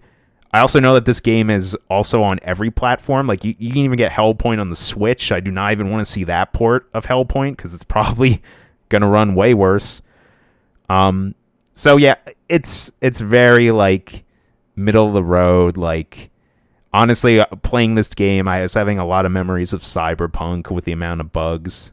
I wouldn't say it's that bad, but it was giving me memories of Cyberpunk. But then again, it has a lot of things that I do think are quite interesting for this like Dark Souls, these Dark Souls type games. So I'm going to continue to go through it. I would like to beat this game unless I really get to a part where I'm like incredibly frustrated. I'm like, okay, this game is like broken. I can't play anymore. But yeah, that's pretty much. That's a shame. Yeah, it happens every once in a while. It sounds like there's so much potential with a game like that, Yeah. And I mean, I will say this game was only like, I think it was, I want to say it was $35. It wasn't even 40, weirdly enough. So, I mean, you are paying a little bit less, and I don't even know what studio made it. I'm not familiar with them, but I think this is like their first time making a game like this as well. But yeah, like, I definitely agree with what you're saying. Like, there is a lot of things that I think are very cool and cool, like good potential, but it unfortunately wasn't executed that well. But I'm still gonna. I would like to play through it because I don't know. I'm a mega masochist. But that's been my week. What about you, Mike? Well, I'm happy that you were at least playing more games than I was. I mean, that's kind of like the trend every single week. Unfortunately, the only game I really had a chance to play over the last week is I was just kind of just continuing to play ukulele, and again, I'm basically just talking in circles here. But man, like that game is just so fun. Again, if you guys like 2D platformers, I would give ukulele and the Impossible Lair a shot. I think it's much better than the original ukulele, which is more of like the 3D platformer, like inspired by Mario 64 and Banjo-Kazooie. That game is, I think, still a bit rough around the edges, but man, ukulele and the Impossible Lair, like chef's kiss, as you would say, Corey, just so good. Well, that's good to hear. Yeah, I'm also just enjoying because like one thing I think I might have mentioned before is the fact that the game has so much with like it's just even the overworld. The overworld has puzzles and like hidden secrets and items, and just the way how you can solve these puzzles to to even like locate other courses. Like it's very enjoyable. But yeah, so I've been meaning to get back to playing Doom. I really want to beat Doom, so that way I can just get that off my list for now. And then maybe start working on another game. Like I really want to start playing the Mario collection just for the fun of it. I've played these games countless times. I just want to play them again because it's just that good. I also want to play Age of Calamity. That's on my to-do list. I gotta make room for it on my plate. So when Doom gets completed and kicked out, then I can start playing those two games. I definitely want to get back into that as well. I think whenever I start streaming, I'm going to drop that game and just complete it on my own time. But yeah. Mm-hmm. And and besides that, I don't have anything as far as like for like YouTube and stuff, but I have been playing more of the Legend of Zelda: The Minish Cap, and it's not to spoil anything, but like beating the second dungeon was I would say more challenging than the first one, but it was really cool. I think I might have mentioned in the last podcast that the second dungeon is more like the fire level. It's like a mine, and I guess maybe like this is what the Goron mines were inspired by in Twilight Princess. But yeah, the game is still just really good. I'm enjoying it. And again, I'm trying to get some more videos compiled and edited for YouTube. So when they get done, they'll be uploaded. So don't worry, guys. And Yeah, I definitely agree with that. I'd like to get mhm. back to. I mean, this is like the third or fourth time I said it on the podcast, but at some point I do want to sit down and play some Mario 64. Mm-hmm. And then besides that, that's all I've really been playing. Watching. I haven't watched any new movies. Amanda actually did get us Peacock, so now I want to scroll through the Peacock streaming service and see what they have to offer. Because I know the one big thing is that this is the new service that has The Office on it. So I'm sure we'll be rewatching The Office again at some point. But as far as newer newer content, newer movies, newer shows, I do want to go through and see what they have to offer because I've been itching for a new movie to watch. I mean, one of the big ones I'm kind of looking forward to is the Zack Snyder cut for the Justice League. Oh yeah, I think it comes out this month. I don't remember when though. I feel like that comes out soon. Yeah, it's coming out pretty soon, and that was a movie where I was so pumped because I'm a big DC fan, so I was looking forward to this movie. And I'm not gonna lie, the movie was pretty garbo. Like it was really bad, for many reasons that I'm not gonna explain. But so the Snyder Cut when that comes out, I do want to watch that. I think it's on Amazon Prime Video. I think so. I should be able to watch it. That actually comes out tomorrow. The 18th. Oh my gosh! Yeah. Oh, I know what I'm watching tomorrow. No, it's funny you mentioned that because that was me like a few nights ago when I saw like a promotion on Twitter for Godzilla vs. Kong, and I'm like, oh shit, that comes out this month. Is that out yet? And I was like, okay, no, it's next week. It's when Monster Hunter Rise comes out. But I am definitely watching that. I'm getting very excited. Yeah. Oh, that too. And speaking of Monster Hunter Rise, apparently that Monster Hunter movie I think is available to watch. Oh yeah, I want to check that out too. Yeah, I have a really bad feeling that's going to be pretty bad, but I still just want to watch it for that. That's okay. Yeah, bring it on. I watched every Mila Djokovic Resident Evil movie, and I enjoyed them. Mm-hmm. Let's see what else. So back to anyway, when one thing I was continuing to watch is I'm still watching Gotham. I'm on to season 3 right now, and it's season 2 ended greatly, and season 3 so far is pretty good. I forgot that they really put a lot of emphasis on the villain, the Mad Hatter. And I know many people who don't really know Batman that well might think that the Mad Hatter isn't that from Alice in Wonderland? And the answer is yes. But yeah, Johnny Depp. Yeah, with his crazy red hair and the gap in his little gap in his teeth. Yeah, that horrifying. To be fair, he was horrifying in that movie, so he will be a good villain. But yeah, the actual Mad Hatter and Batman, I think his name is it's some weird name like Jervis Tetch, but they really did a good job in the show Gotham of making him seem like he is not only because in the comic books and the animated series, the Mad Hatter was all about mind control. Like he would hypnotize and use weird technology to take control of people's minds. And in this movie, he does that mainly with hypnotism. And yeah, he's actually really creepy, and a bit of a weird kind of reminded me of the Riddler, where he or I guess maybe even the bit of the Joker too, where he's really witty and smart, and he makes traps for people to get caught in. I don't know, it was kind of strange, but interesting. They were doing a pretty good job on him, yeah. And now, as I mentioned before, part of the reason why I stopped watching Gotham was because I didn't like what they did with the Penguin. And I just got to that point in the show where the Penguin's character wants to confess his love for Edward Nygma, the Riddler, and I just don't like how they did that to the Penguin. And he was one of my favorite guys in the show. So I'm at that point. I'm gonna try to push through it, and I do want to keep watching the show. So I'll let you guys know what I think of the rest of the season, because I don't think I watched the full season yet. So many years ago. So now I'm in uncharted waters. Would you say he wants to give the Riddler a peck?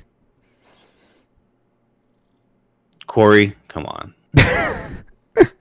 I'm not going to answer that question. No.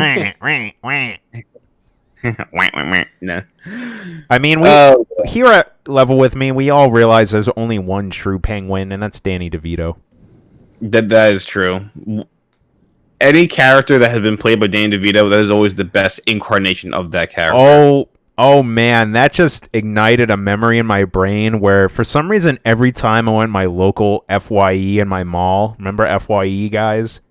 There was just this giant like life-size toy of like the Penguin from the Dark Knight, or not the Dark Knight, Batman Returns. Is that what that one's called? Or I think so. Yeah. And I was just like, who buys this? And it's like him in like the onesie, like I don't know, like it was just so ridiculous. I mean, I almost wanted to buy it because I thought it was funny, but it's literally like the size. It's actually like the size of an infant. It wasn't life size, but it's just very strange. You always, I think that's like horror movie stuff because the Penguin was really creepy in that movie. Like, yeah, they did a great job making him look like the Penguin. But man, if that was in the corner of your room at nighttime, I think it would be terrifying looking. I always found like cool oddities at FYE because they had like, for those of you who don't know what this is, it's mostly like a multimedia store, kind of like a Best Buy, if you will, but they don't really have like video games or like appliances. It's mostly like movies and music players. But then they kind of like started selling like, you know, Funko Pops and other like collectible like toys and things like that. I remember one time when I was in there, I would always go back to the discount rack because I like to save money and see what they got there. Sometimes you can find some gems. And I should look for this thing, but I have like a plush like Walter White, and he's like in the yellow like hazmat suit or whatever. And you know, if you like touch his little stomach or whatever, he has like 10 like different quotes he says, and it's pretty great. Just having like a plush toy of oh gosh, what's the name of the act? Bryan Cranston. There we go. Interesting. I just think it's goofy. Like, why would anyone want to buy this? Because memes. Yeah. And I he has such great quotes as "I am the one who knocks." I forget what else he says. I haven't seen Breaking Bad in a minute. I wish, Tyler, will you please get off my ass? I wish I had the toy and I could just like hit the button in the microphone, but I literally don't know where it is. I'd have to go digging. Yeah. Jesse! If you're lucky next week, maybe I'll find it. Hopefully the batteries haven't like exploded and he's just like a pile of that like stuff. He doesn't get stuffed into one of those like, you know, plastic drums where they dispose of the bodies. Oh yeah, absolutely. Also, weirdly enough, I remember FYE having some of the strangest porn and hentai I've ever seen. One in particular I have to share on the podcast because it cracks me up every time I think about it. I don't even know what it was called, but it's like just a picture of Sailor Moon topless, and Goku is behind her, holding her breasts, covering up the nipples. I don't know what it was called, but I always saw it at FYE, and I always thought about buying it, but I'm like, I can't buy a hentai. I even for the memes, I can't do it. I have never seen that stuff at FYE. I know they have like a section for like the more like, you know, like the Japanese culture, like, you know, the animes and manga and all that stuff. I've never seen anything that crazy at an FYE. Well, it's there was like a little section somewhere in the back where they have like the 18 plus and they would cover like the first movie, but like, you know, if you're like a little kid, you just can come up there and move it back and look through all the porn and hentai, like I said. And yeah, that was the one I always saw, was this Goku and Sailor Moon thing, and I'm like, how is this legal? Like, what is going on here? Yeah. Maybe that was meant for like one of those, like, you know, like adult themed like video stores, and somehow like the wrong shipment went to the FYE. I'm sad I didn't buy it. Thinking about it now, I wish I had that DVD on my shelf. I'd show it proud right next to my Amiibo collection. Oh God, I can't even comment on that. Did you watch any of that with your week, or was it just Gotham? No, I did not watch the Sailor Moon Goku porn. I did not watch that. Besides Gotham, Amanda did start watching another show, and I just started watching just because it's on the TV. It's called. Gosh, this is not me trying to brag and say, "Oh, I'm really enjoying this show." This is just a weird show that girls watch. It's called. Have you ever? I don't know if Megan watches this. Have you ever heard of the Real Housewives? I've heard of it. I don't know anything about the Real Housewives. It's just women who are friends that hate each other, and they just complain about how their lives are just so full of money and wealth, but they're just miserable, and they complain about their husbands and stuff, and they pull each other's hair. And Amanda loves it, and this is definitely unlike Below Deck, where I actually did really enjoy the show. This is one of those shows where I'm like, I really can't watch this. This is just ridiculous. That sounds like a show that if Megan was watching that, I would just be either on my phone or playing the Switch, and then every once in a while I'd watch and just make a dumb comment about what's going on, and she'd get mad. She'd be like, "Stop it! I like this show." Because that's why I don't want to do it to Amanda. 'Cause I can tell Amanda likes it, and she likes it because she knows it's ridiculous. It's kind of like, what was the other show? The Jersey Shore. It reminds me of the Jersey Shore, where these people are just complete weirdos, and they just keep fighting each other all the time.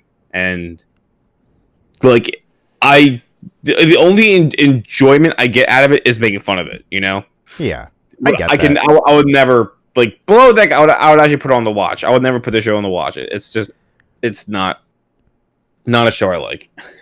Also, just to be transparent, me and Megan joke around. I'm not actively mocking every show she watches, and if I do so, it's rightfully so that if she ever comes and sees the stupid anime bullshit I'm watching, she's free to openly mock it as well, and then I can be like, "Stop! No, I like the JoJo. I like when the guy punches with his space man behind him. It's cool." No, I know. Goku is a character. He goes the worldo, and it stops time. It's cool. I know the feeling. I know the pain. Oh, and also I wanted to mention, speaking of Jersey Shore, weirdly enough, a few weeks ago, on our smart TV that we have, it'll have ads for shows. Be like, "Oh, check out WandaVision on Disney Plus, or check out this thing on Peacock or whatever." There was another season of Jersey Shore that was set in, I think it was somewhere in Florida, and me and Megan were so baffled. We're like, "What the heck? Is this brand new? How did they do this during COVID?" I mean, I know it's Florida where they just don't really care down there. But then we found out it happened in 2018 or whatever. And I'm like, well, how do you make a Jersey Shore that doesn't actually take place in the Jersey Shore? Doesn't that just defeat the purpose? Yeah, the Jersey Shore goes to Florida. But it was a whole new cast too. So it's not even Snooki and The Situation or whatever. Interesting. Yeah. It's knowledge that's you don't really need to know that this is a thing. Yeah. Ugh, I'm getting kind of... I kind of just want to end this conversation now. Oh, that's absolutely fine. Yeah, we can go back to talking about the Goku Sailor Moon hentai. Thank you. Thank God. You're a man of culture, Corey. So.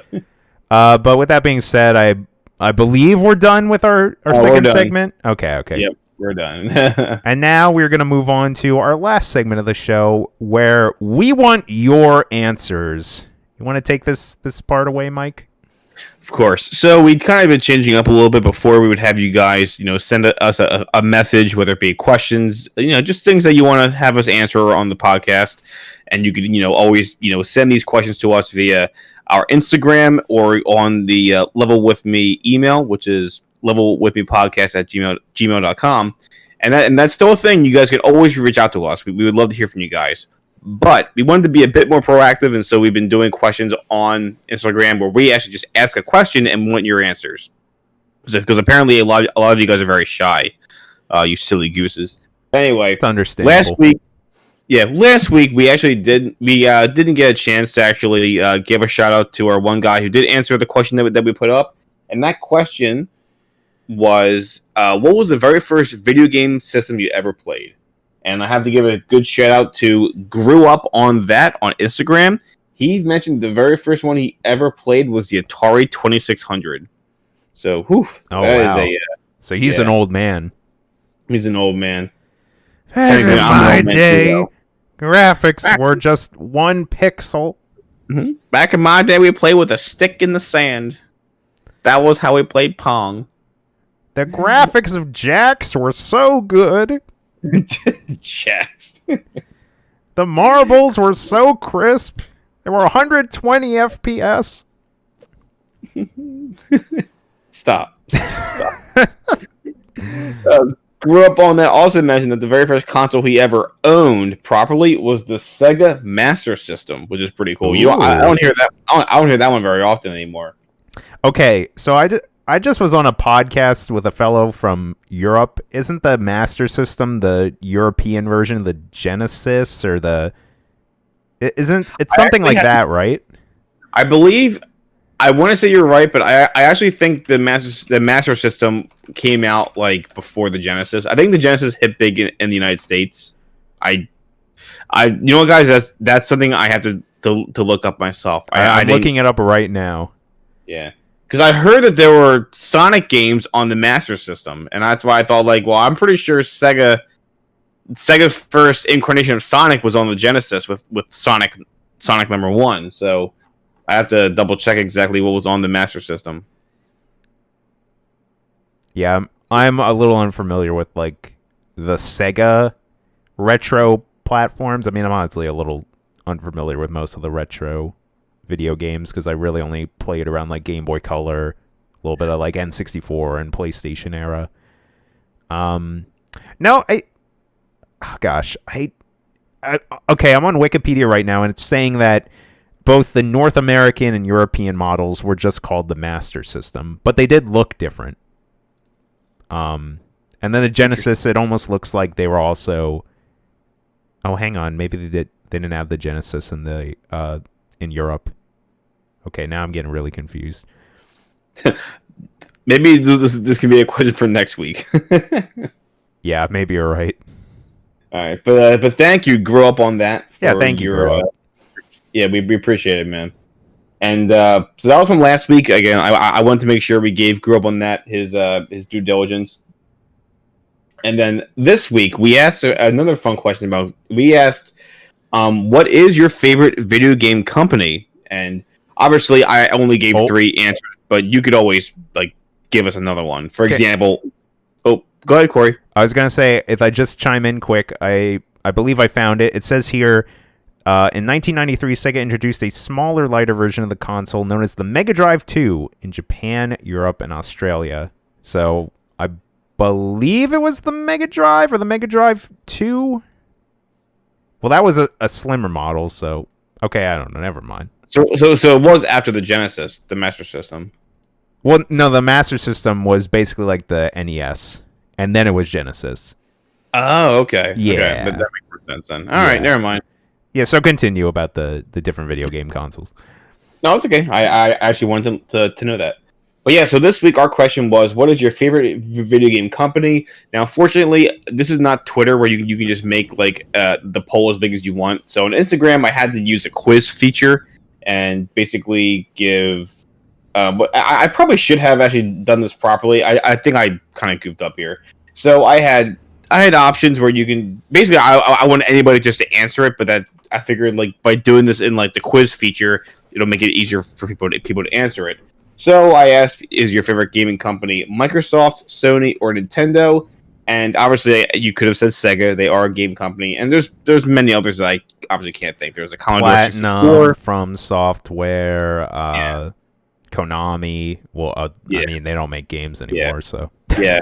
I think I was really thinking about just like the big ones that actually made the consoles in a way, you know? So that's why I Activision, everyone loves those. Oh, I just got a shudder down my spine. But anyway, so unfortunately, no one voted for Nintendo, which makes me very sad. Wow. However, we did get some answers. Stephen Gallen, he voted for Sony, and we had my boy. Owen Reese. Yep, and I mean Owen Reese and Death One Collector. They voted for Microsoft. So it looks two of my boys. Okay. Yeah. So it looks like Microsoft is the winner for this week. Congratulations, Microsoft. No love for Nintendo. Very sad. Yeah, no Nintendo love really makes me Microsoft. You know what I'm saying? Oh, Corey, I'm gonna steal that from you. Actually, I'm gonna use that in the future. Trust me. But yeah, so thanks again to Steve Gallen, Death One Collector, and Owen Reese for contributing to our survey. I guess you can say. Yeah. Thanks, guys. Yes, you guys will all get your shout outs when we make our post on Instagram. That honestly is like a tricky question for like developer, because I mean, like, I do love Nintendo, but like I don't even know, like Sony does have a lot of good first party stuff. Yeah. And again, there's like, sorry to cut you off, but there's like, no, that's all right. There are so many other great developers out there. Capcom, you know, I'm also blanking on a lot of them. Bandai Namco is another good one. Right. Yeah. There's tons of them out there. Tons. Retro game or studio? Is it Retro Studios? Retro Studios. Yeah. Rare. Yeah. Monolith. Well, they're big, but I don't say they're that big. But anyway, yeah, they're whatever company made Flappy Bird. Some guy in his basement. Shigeru Miyamoto. I mean, the pipes are from Mario. Yeah, that's very true. But anyway, so again, thanks to everyone who we'll have another question for next week. But if you guys ever just want to send us a message, please reach out to us on Instagram or on you can send us an email at levelwithmepodcast@gmail.com. And I guess we're just gonna move into the plugs. Plug. So guys, where do I plug this in? I really need to charge my phone. It's at 3%. I'm a lot of USB ports now. Oh, wait. Oh, dang. I found one, but it's USB mini, and I need a USB-C. Or this is USB awkward. micro. There's like 5 new USB things. They really are. Sorry, tangent. I don't know them all. I just know USB. That's all. It seems like now everyone's just trying to standardize USB-C, which is good, because USB-C, you don't have the issue of, oh, it's the right way. Nope, it's the other way. Nope, it's the other way. Got it. USB-C, you can just plug it in either way, and that's nice. Although, I'm definitely in the team where I kind of hate, this is somewhat related, but not really. I kind of hate how all phones now don't have aux ports, and they just don't have them because they wanted to make the phones thinner or whatever. So that's kind of annoying. Although they do make, obviously, wireless headphones. And I even have headphones that came with my phone that do just plug into the USB-C port, which is kind of weird. But I digress. If you want to send in any of your phone-related questions or how you hate USB-C, you know where to send it. We said it already. But if you like my funny jokes, you can go to Twitter and compliment me. My Twitter is GameBroCorey at Twitter. You can also follow me on Instagram if you want to see the tasty food I make, as well as maybe a picture of my cat Stu or a cool new video game I got. And Twitch. So here's the deal, guys. I definitely do want to get back into Twitch, but as it's currently standing, I'm kind of trying to like feel my way to figure out what I want to do with it, as well as I also want to just improve my overall quality of my streams. I really want to get a ring light. I don't have a ring light. And I also want to just edit some of the like graphics I have for my stream. So I'm going to be figuring out what I'm going to do with that. I don't know if that necessarily means I'm going to be taking a break from streaming, but I'm going to figure out what I'm going to do with that kind of stuff in the near future. But I still think in the meantime, you should give me a follow, because who knows? I could be saying all this, but tomorrow I could be streaming, for a few hours or so. So long story short, just go follow me at twitch.tv/GameBroCorey. What about you, Mike? What do you got? Well, if you guys want to find me, I'll be at the bar pouring green paint into my beer to make it green because it's St. Patrick's Day, baby. Hoity-toity-toy. Oh, the green beer. Oh, the look of the Irish, you know. Oh, I got a potato in my beer. Oh, go kiss the Blarney Stone. Oh, yes, look at all the red beards. Hoity-toity-toy. Oh, they're after me, Lucky Charms. Oh, how about a song, laddies? Oh, hidey-didey-didey. Are we going to get canceled for this? Yeah, I'm pretty sure we just offended all of Ireland. and maybe Scotland. Probably like, hey, they oh, you sound like us now. I don't know. I'm terrible. You know, I like how you make that comment as literally a few hours ago my sister was like, look, I got a green beer. And I'm like, all right, sure, whatever. Enjoy that food coloring in your beer. But I was reminded that because that was on Always Sunny too. I think Charlie was pouring paint into his beer to make it green. Delicious. Yeah, and Max like, "What do you drink paint all the time?" He's like, "No." He's like, show me your tongue, Charlie. And it's all green." At least paint would add more flavor than food coloring. Yeah, he's like, "Well, you can't use food coloring in beer. You don't eat beer." But yeah, if you guys ever want to find me and all my dumb jokes, you can find me over at YouTube and Instagram, and that's at the Collector's Vault. We'll have everything linked down below in case you guys want to see my terrible jokes, or if you guys like collectibles like Pokemon cards, Yu-Gi-Oh cards, sports memorabilia, all that. That's at the Collector's Vault. Please stop by because I really need your subscribers. I shiver in the corner when I don't have enough subscribers. You'll make a nerdy man happy. All right, random tier lists at the end of the podcast. Let's rank the Lucky Charms. Hang on, I gotta pull them all up. The answer is rainbow every single time. Charms. Lucky Charms. That's what I googled. All right, here we go. What the heck? There's not just a picture. Oh, wait, no, that's not all of them. What the hell? There's not just a picture of just all the charms. Okay, I guess I just gotta look in a bowl of cereal. Okay. Yeah, I would say just type in Lucky Charms cereal box, and we'll just use that as our reference. Okay, so we got. Oh yeah, that's a good point because they actually show all the cereal. Here we go. Okay, so we got the horseshoe, we got the clover, we got the rainbow. There's like a shooting star. I want to say that might be all of them, at least in this picture I'm seeing. Yeah, I'm pretty sure there's the clovers, the rainbow, the pot of gold, and the shooting star. Yeah, you nailed it. Oh, and I think there's also a heart in there. Oh, you're right. There was a heart. Okay. I think. It's been a long time since I've had Lucky Charms. If we just look at how the United States are with the social media and everything going on, we can definitely say the heart is the bottom tier. We don't like love in the United States. I agree with what you said about the rainbow. That's pretty top tier. I mean, it's got 3 colors in it. That's probably a hard marshmallow to actually create. Plus, it probably has different flavors because obviously each of those colors are different flavored. Yeah, it's 3 different.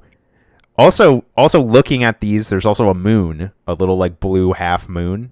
That's another. Oh wait a minute, that was in the commercial. Yeah.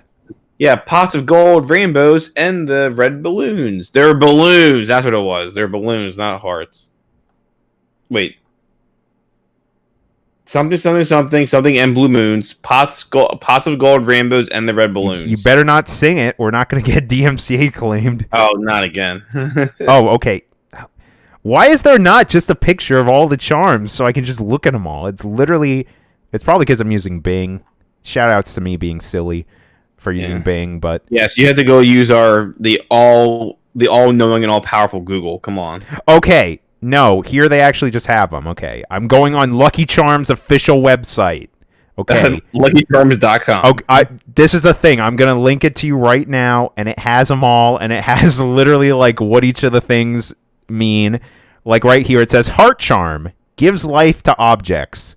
The heart's a gift from my wonderful mum. It brings things to life with bumpity bum. It can make your spoon talk. It can make your bowl walk. It will turn your day from boring to fun. That's from Lucky himself. Join us now as we read all of these. Lucky's getting canceled, man. That's all I'm saying. The Star Charm gives you the power of flight. I didn't know. Are these like Mario power-ups? I thought they were just pieces of sugar.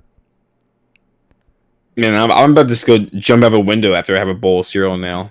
Watch me fly. Oh, I was gonna say there's also the hot air balloon, which we didn't mention, and also there's like a unicorn in this one. I don't know if that's like a special type of Lucky Wait, you Charms. mean the horseshoe? No, there's a horseshoe, but if you look at that link I sent you, there's just a unicorn. It's the unicorn charm. It brings color to the world. The unicorn's been a true friend to me. When we're chased, she's as fast as can be, and if you come near, there's nothing to fear. Her magic you'll be able to see. All right, we're going down a rabbit hole. We have to get out of this before. Move over, Shakespeare. Lucky should start a SoundCloud, actually, and also become a rapper. I wish one of our fans would just put a sick beat to me reading those like little Lucky Charms. We'll find someone out there. That'd be amazing. Oh my lord. Okay, podcast is over. Go drink your green beer with Lucky Charm marshmallows in it. I don't know. Happy St. Patty's Day, everybody. Hoity toy. Charlie. Oh, come on, Mac. Yeah, the beers be green. But Charlie, you don't use paint. You just use food coloring or food dye. What? No, Matt, you can't use that. His beer's not a food. You don't eat beer. Come on. Egg. I'm just thinking of that picture of Frank holding the green egg. It's like the Patty's egg. Would you like an egg, or what do you say? Can I offer you an egg in these trying times? Yeah. The classic Always Sunny quote. Yeah.